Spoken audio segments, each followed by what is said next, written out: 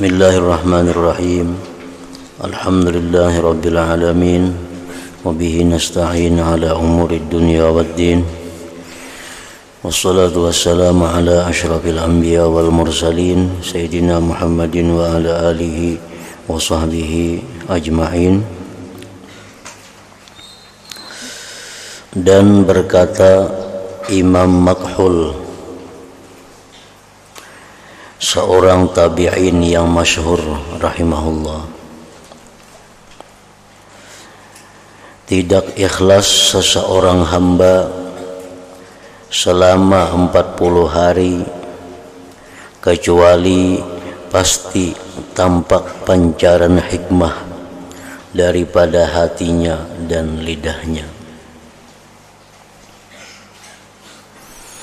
Maksudnya adalah bahwasanya orang yang bisa ikhlas beribadah kepada Allah selama 40 hari berturut-turut, maka dia akan diberi Allah kelebihan berupa tampaknya hikmah dari hati dan perkataannya.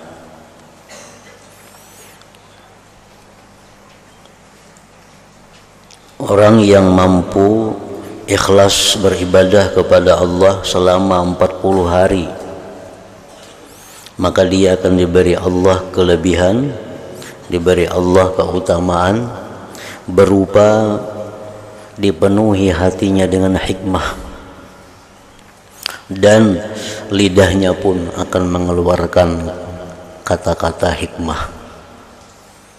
Nah, hikmah itu macam-macam pengertiannya. Yang paling inting, yang paling mudah adalah hikmah itu bisa diartikan dengan ala ilmu nafi', ilmu yang bermanfaat. Jadi orang yang mampu ikhlas selama 40 hari, maka hatinya dipenuhi oleh Allah dengan ilmu yang bermanfaat, dan keluar dari lisannya ilmu-ilmu yang bermanfaat.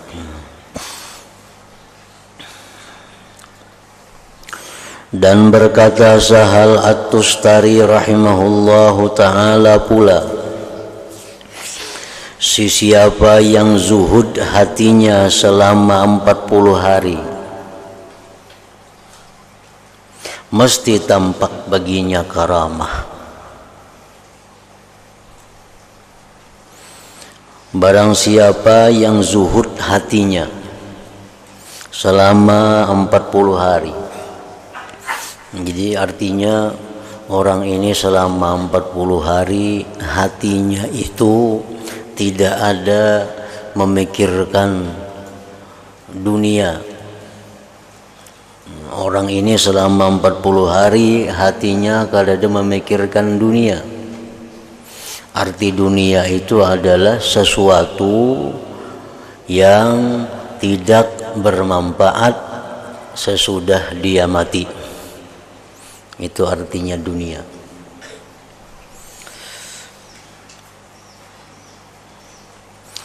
Siapa yang zuhud, siapa yang mencegah hatinya daripada memikirkan sesuatu yang tidak bermanfaat sesudah dia mati selama 40 hari. Artinya dalam 40 hari itu pikirannya itu kadada memikirkan nang kada bermanfaat sesudah dia mati. Jadi pikiran itu selalu yang menjadi kebaikannya sesudah mati. Selama 40 hari hanya demikian. Pemikirannya, isi hatinya itu adalah sesuatu yang memberikan dia keuntungan sesudah dia mati. Pasti tampak baginya karamah. Tampak baginya karamah.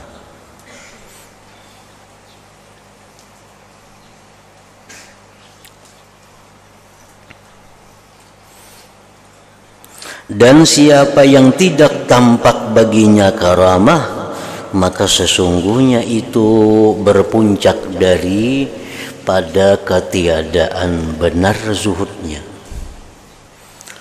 40 hari misalnya jalannya, aku zuhud 40 hari tapi kada ada karamat, itu menunjukkan bahwa zuhudnya itu belum benar. Artinya dalam 40 hari itu ada memikirkan hal-hal yang tidak berguna sesudah dia mati. Lalu ada orang yang bertanya kepadanya, Sahal Tustari tadi, bagaimana maksud tampak karamat itu? Orang tuh hatinya zuhud daripada dunia, zuhud daripada memikirkan sesuatu yang tidak bermanfaat sesudah mati. Maka dia diberi Allah karamat. Apa garang karamatnya itu?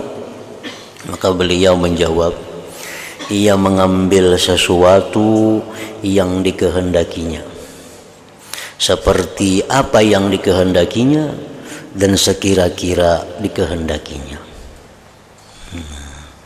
Artinya apa yang dia kehendaki, apa yang dia maksud, maka ia akan dapatkan sesuatu yang dikehendakinya itu. Nah, itu karamat yang diberikan Allah kepada orang yang zuhud tadi. 40 hari sudah kelihatan karamatnya.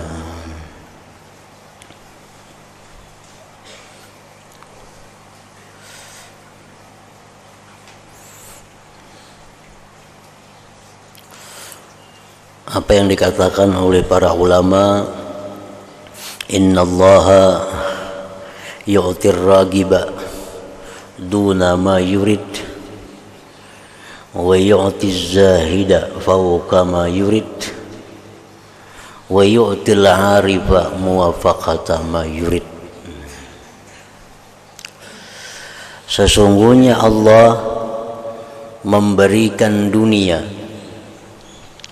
kepada orang-orang yang gemar dunia. Allah berikan dunia itu kurang dari yang dikehendakinya.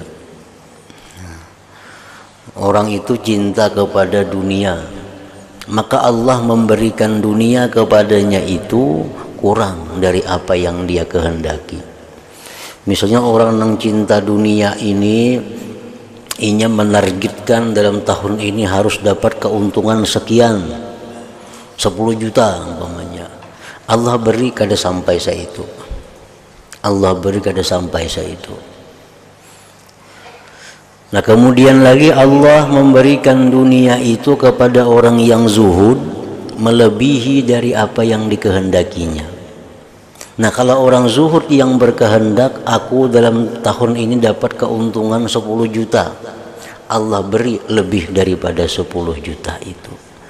Nah, jadi itu ngarannya karamat. Itu ngarannya kelebihan yang diberikan Allah kepada orang-orang yang zuhud terhadap dunia. Orang-orang yang hatinya hanya memikirkan keuntungan-keuntungan sesudah dia mati. Nah, jadi zuhud itu artinya bukan orang itu miskin, bukan orang itu kaya, bukan orang itu fakir, bukan orang itu mampu. Itu bukan masalah zuhud. Zuhud itu adalah orang yang di hatinya, yang dipikirkannya, yang dipentingkannya sesuatu yang bermanfaat sesudah mati. Nah, itu orang yang zuhud ngarannya. Orang kaya banyak yang zuhud, orang fakir banyak nang kada zuhud. Jadi kaya fakir itu kada berlaziman berkaitan dengan zuhud kada zuhud, sebab zuhud itu letaknya di dalam hati. Bila orang tu pikirannya nang dipentingkannya hal-hal nang berguna sesudah mati, itu dia orang zuhud. Tapi bila dipikirkannya hal-hal nang kada bermanfaat sesudah mati, bila dipikirkannya hal-hal yang justru menyusahkan dia sesudah mati, nah ini kada zuhud ngarannya. Dan berkata lagi Sahal At-Tustari rahimahullahu ta'ala, para ulama yang cerdik pandai telah melihat kepada hakikat ikhlas maka mereka tidak mendapati lebih daripada bahwasanya ikhlas itu jadilah segala pergerakan seseorang itu, dan diamnya ketika bersendirian atau bersama orang lain tidak dicampuri oleh sesuatu, sama ada nafsu atau apa-apa tujuan keduniaan. Itu orang yang ikhlas. Jadi ikhlas itu, ujar Sahal Tustari tadi mengatakan lagi bahwa ikhlas itu artinya orang yang bergeraknya, orang itu berdiamnya tidak ada di dalam hatinya untuk tujuan-tujuan keduniaan. Nah, itu ikhlas artinya. Baik inya beribadah, baik inya kada beribadah, tujuannya kada ada keduniaan.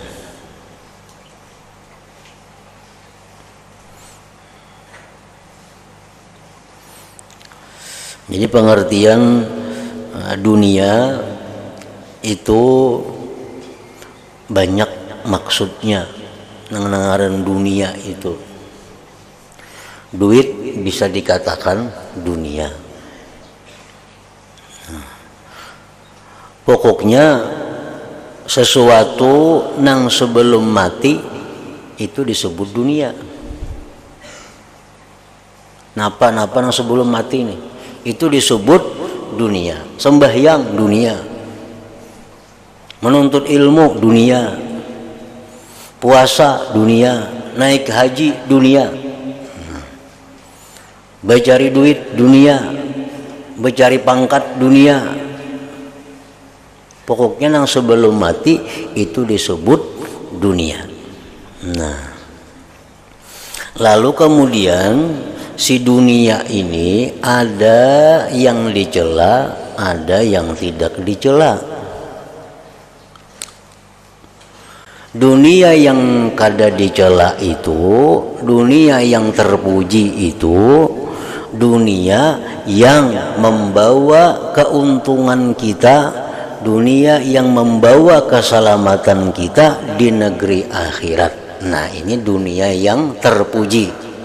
Oleh karena dunia yang terpuji ini menguntungkan kita di akhirat, lalu disebut jadi akhirat ngarannya. Padahal dunia juga, cuma karena dia terpuji menguntungkan di akhirat, lalu disebut itu adalah akhirat. Nah, sehingga sembahyang disebutkan akhirat, apalagi menuntut ilmu disebutkan akhirat, ibadah-ibadah lain itu disebut akhirat. Padahal pada dasarnya itu adalah dunia. Jar Nabi, hubbiba ilayya min dunyakum, aku jar Nabi cinta kepada dunia nang tiga hal ini. Nah, pertama sembahyang. Nah, Nabi kita mengatakan sembahyang itu dunia karena itu sebelum mati. Itu bujur aja juga. Dipandang dari sebelum mati, sembahyang itu, puasa itu, sedekah, menuntut ilmu dipandang sebelum mati itu dunia ngarannya.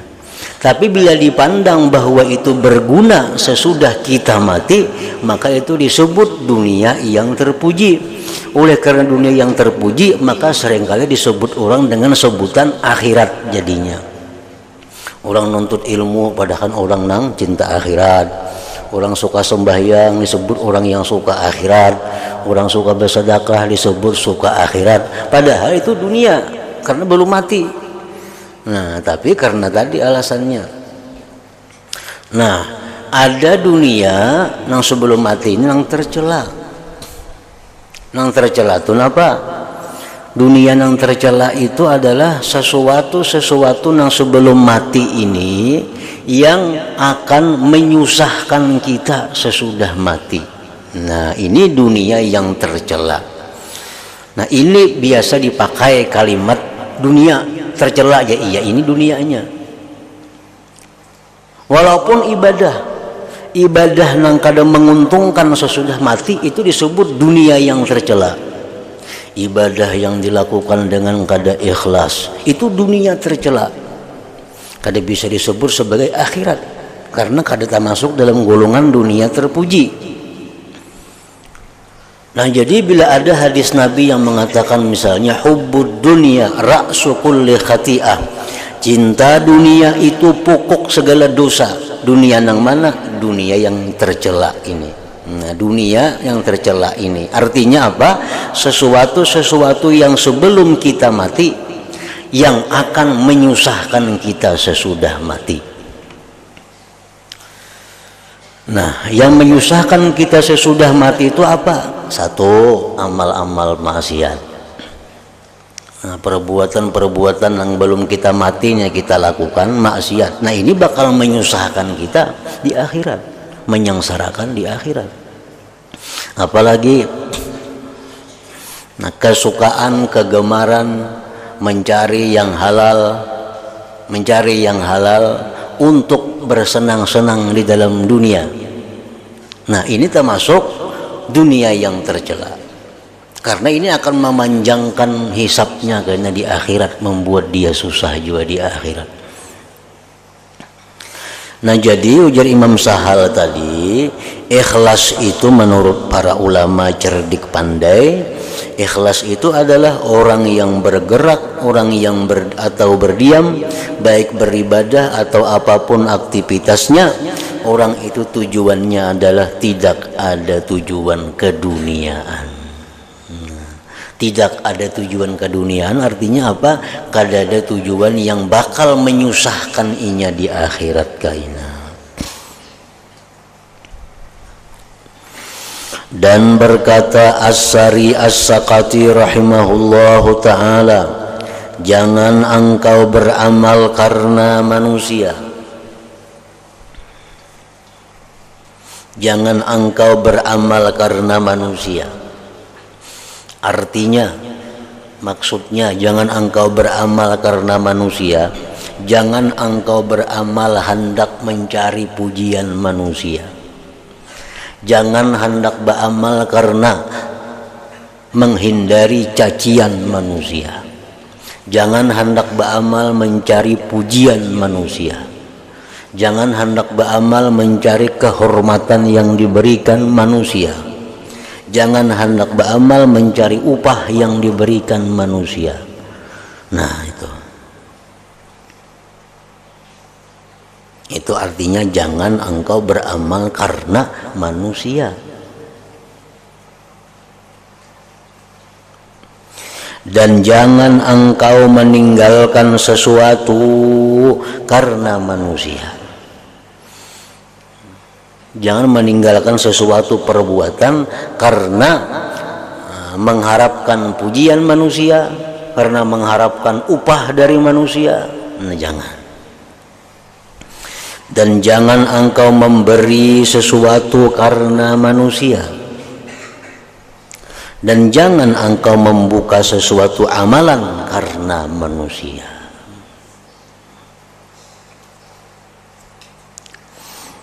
Nah, itu ikhlas menurut Imam As-Sari As-Sakati tadi. Kemudian as-sidqu, adapun as-sidqu atau benar itu maka firman Allah Ta'ala, ya ayyuhalladzina amanu taqullaha wa kunu ma'as-sadiqin. Maksudnya, wahai orang yang beriman, bertakwalah kamu akan Allah dan jadilah kamu bersama-sama dengan orang yang benar. Kita disuruh Allah untuk jadi benar, dan disuruh Allah berkumpul lawan orang yang benar.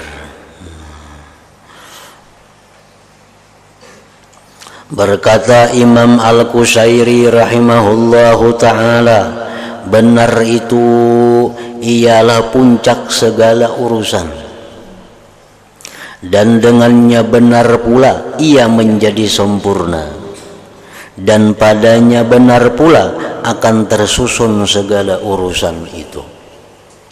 Jadi segala sesuatu itu berhajat kepada benar.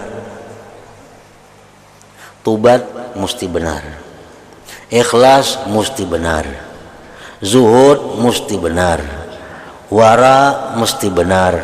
Semuaan kedudukan yang ada dalam agama itu berhajat kepada ngarannya benar itu.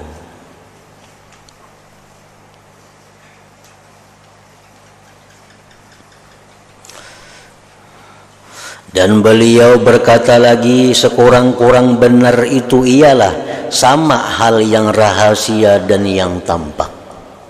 Itu sekurang-kurang benar. Orang yang menampakkan suka tapi hatinya kada suka, itu kada benar ngarannya. Karena berlainan antara zahir dan batinnya.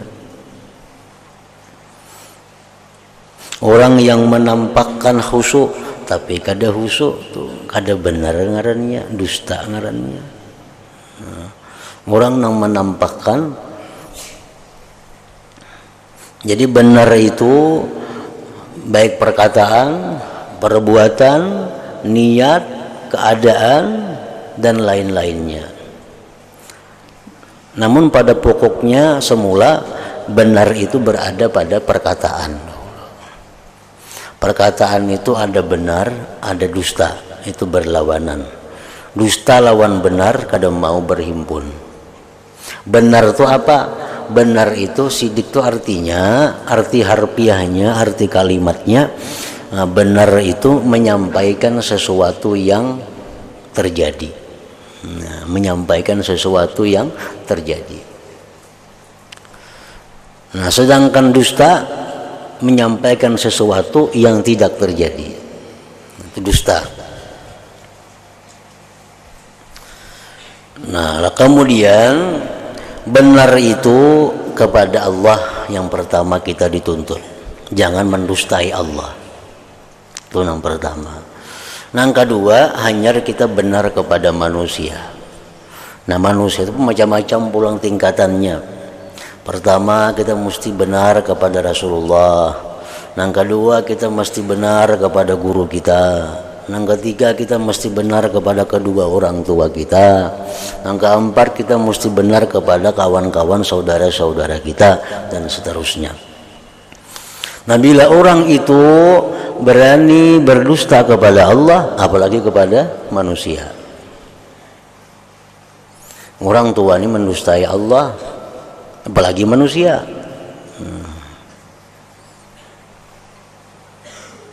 Di dalam sembahyang, nah kita disuruh jujur, disuruh benar terhadap Allah. Dalam doa iftitah contohnya, kita mengatakan inna salati wa nusuki wa mahyaya wa mamati lillahi rabbil alamin. Apa artinya?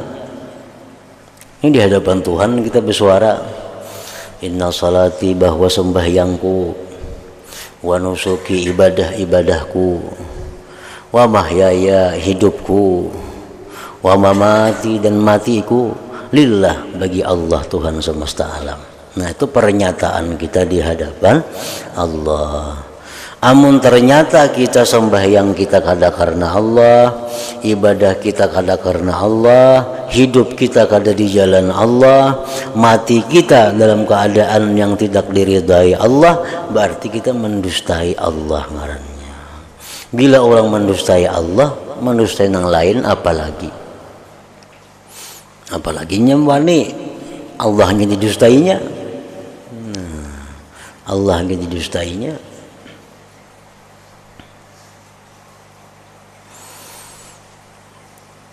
Dan berkata Sahal rahimahullahu ta'ala,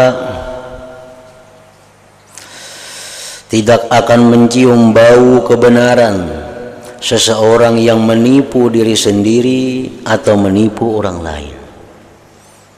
Menipu diri sendiri, menipu orang lain. Menipu diri sendiri, menipu orang lain, seperti menampakkan ahli ibadat padahal kada, menipu diri seorang, menipu orang lain. Menampakkan kehusuan, seorang kada husu, menipu diri sendiri, menipu orang lain.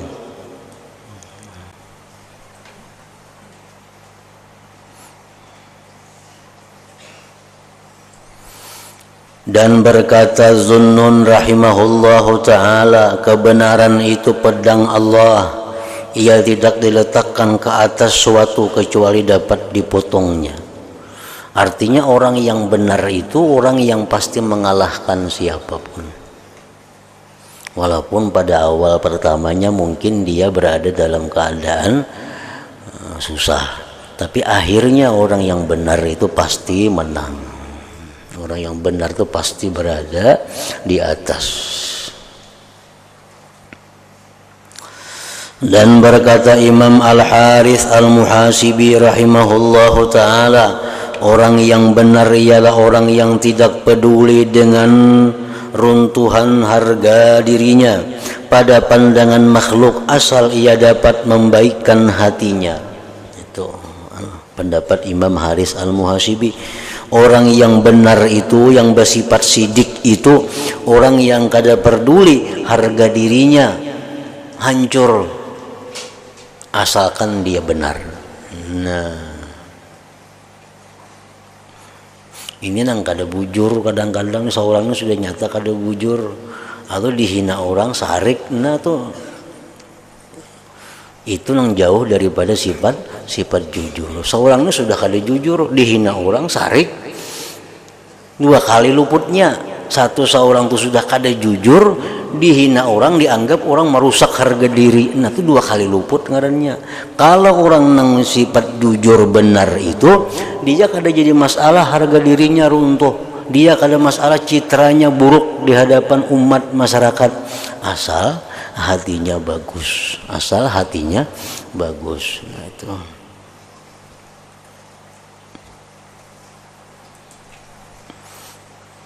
harga diri, citra, nama baik itu kita jaga di hadapan Allah.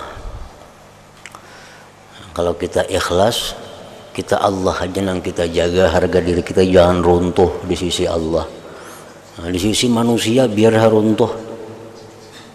Yang orang medahkan apa, kada perlu dilawan, kada perlu dibalas, apalagi balasannya luput. Nah, orang yang perlu kepada Allah, ini kada peduli harga dirinya di sisi manusia. Tapi kalau orang perlu manusia, nah ini menjaga diri di hadapan manusia, jangan sampai rusak namanya. Karena ini bertuhan kepada manusia. Ini paling takutan harga dirinya hancur di hadapan manusia. Paling takutan. Kenapa? Karena usahanya di manusia. Orang kada lagi kena nukar lawan aku.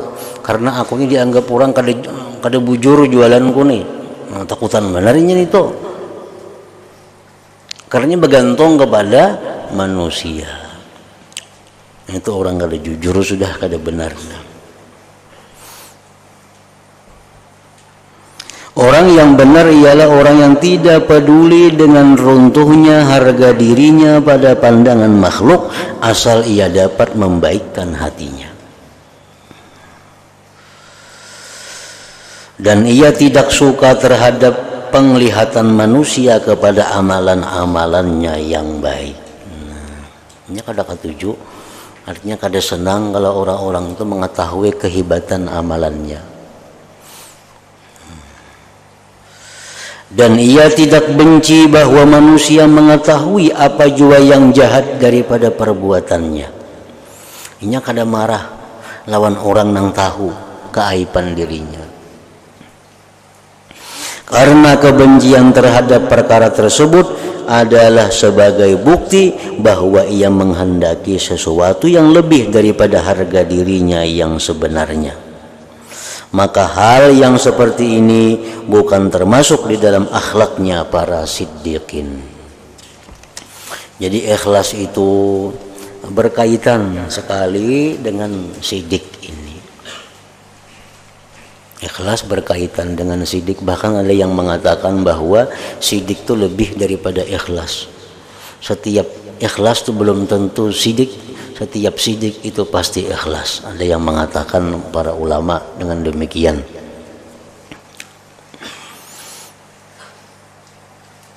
Orang beribadah umpamanya. Orang beribadah dengan mengharapkan ganjaran surga dari Allah. Itu ikhlas. Ikhlas tuh. Tapi ini belum sampai kepada derajat sidik.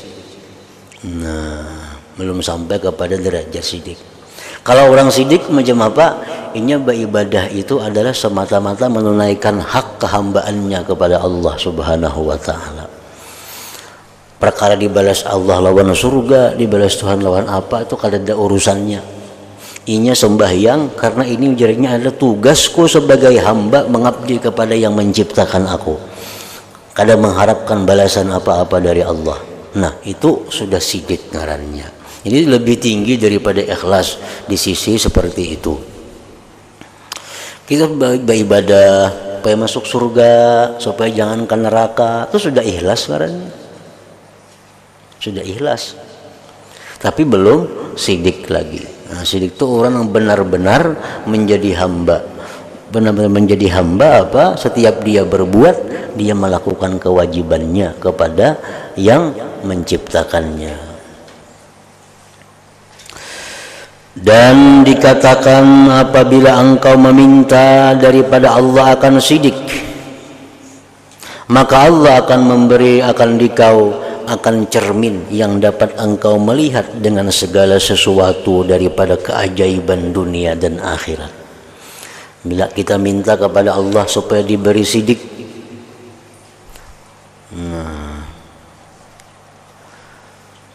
maka Allah akan memberikan kepada kita cermin yang dapat kita melihat dengan cermin itu sesuatu daripada keajaiban-keajaiban dunia dan keajaiban-keajaiban akhirat. Contohnya Imam Ghazali rahimahullah, beliau itu dikenal sebagai orang yang siddiqin. Nah, sehingga diberi Allah Imam Ghazali itu ilmu-ilmu yang luar biasa yang belum ada di masa itu. Imam Ghazali itu kada sekolah umum, tapi beliau mengetahui tentang tubuh manusia. Dalam tubuh itu ada urat ini, fungsinya ini, ada urat ini, gunaannya ini. Dalam kepala itu ada utak yang namanya ini, ada utak ngarannya ini. Nah, itu keajaiban-keajaiban ilmu yang diberikan Allah karena orang yang bersifat sidik itu. Belum lagi keajaiban-keajaiban akhirat. Jadi apabila engkau meminta daripada Allah akan sidik, maka Allah akan memberi akan dikau akan cermin yang dapat engkau melihat dengan segala sesuatu daripada keajaiban dunia dan akhirat. Nah, jadi ikhlas berhubungan erat dengan sidik, dengan benar ini. Kalau kita ikhlas, maka ikhlas kita ini belum tentu lagi sidik. Nah, jadi ikhlas kita tingkatkan supaya menjadi ikhlasnya siddiqin, ikhlasnya orang yang benar-benar ikhlas, yaitu orang yang mengabdi kepada Allah tanpa mengharapkan apapun dari Allah Subhanahu wa taala selain daripada keridhaan Allah Subhanahu wa taala. Nah, itu sudah ikhlas siddiqin marahnya. Nah, gitu situ. Dan berkata Junaid al-Baghdadi rahimahullahu taala,